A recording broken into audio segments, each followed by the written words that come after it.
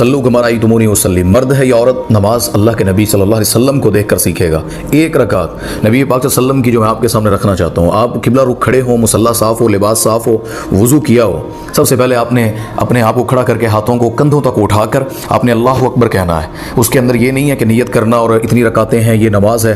नबी पाक सल्लम से ऐसी कोई नियत साबित नहीं है। नियत दिल के इरादे का नाम है। फिर उसके बाद आपने सना करनी है, सूरतुल फातिहा को पढ़ना है, कुरान का कुछ हिस्सा फिर आपने उसके साथ मिलाकर वो पढ़ना है। उसके बाद आपने रफ़ल यदैन करके रकू में जाना है। और रकू ख़राब इसलिए होता है कि हाथों को निकाल लेना या उसके अंदर टेढ़ा मेढ़ा करने की कोशिश करना, कमर सीधी करने के चक्कर में रकू ख़राब कर लेते हैं। रकू सबसे बेहतरीन तरीका पता है क्या है? घुटनों को दोनों हाथों से पकड़ लेना, आप नॉर्मली सीधा करके आपकी कमर खुद ब खुद फ्लैट सीधी हो जाती है।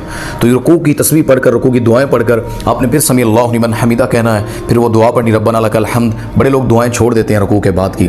फिर उसके बाद रफ़ल यदैन जब आपने कर लिया, रकू से खड़े हो गए, दुआ पढ़ ली, फिर आपने सजदा करना है। और सजदे में जाते वक्त जो बड़ी गलती करते हैं ना लोग, पहले हाथों को ज़मीन पर नहीं रखते, घुटनों को रखते हैं। हालांकि पहले नबी पाक सल्लल्लाहु अलैहि वसल्लम ने फरमाया कि हाथों को ज़मीन पर रखना है, फिर उसके बाद घुटनों को रखना है। तो ये गलती जो करते हैं उसको भी बचना चाहिए। उसके बाद आपने सजदे 7 हड्डियों पर, ये पेशानी है, दोनों हाथ हैं, दोनों घुटने हैं, दोनों पाँव हैं, इस पर आपने सजदा करना है और सजदे की दुआ पढ़नी है। सजदे में सिमट जाना ये नहीं है कि ख़वातीन सिमटने लग जाएँ, साइड पर गिरने लग जाएँ, पाँव बिछाने लग जाएँ। सिमट जाना यही था कि आपने लिबास अच्छा पहना है, अपने आप को बड़ी चादर में कवर किया है, महफूज जगह पर आप नमाज पढ़ रहे हैं, यही सिमटा हुआ सारा कुछ है।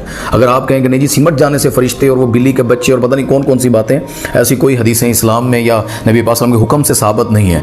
आपने सजदा करने के सजदे की दुआएं पढ़नी है, जो सजदे की तस्बीहात हैं। फिर उसके बाद आपने अल्लाहु अकबर कहकर जो सजदे से सर को उठाना है। तो तशहुद की हालत में आपने बैठना है और 2 सजदों के दरमियान की आपने दुआ पढ़नी है, रब्बिक फिरली रब्बिक फिरली रब्बिक फिरली। और भी दुआ है, एक हदीस में सही साबित है। बहरहाल फिर आपने दूसरा सजदा इसी तरीके से करना है। अगर नमाज आपकी ख़त्म हो गई है तो तशहुद कर लें, वगैरह दूसरी रकात के लिए आप खड़े हो जाएं। ये सही नमाज नबी पाक सल्लल्लाहु अलैहि वसल्लम की जो अहादीस से साबित है वो नमाज ये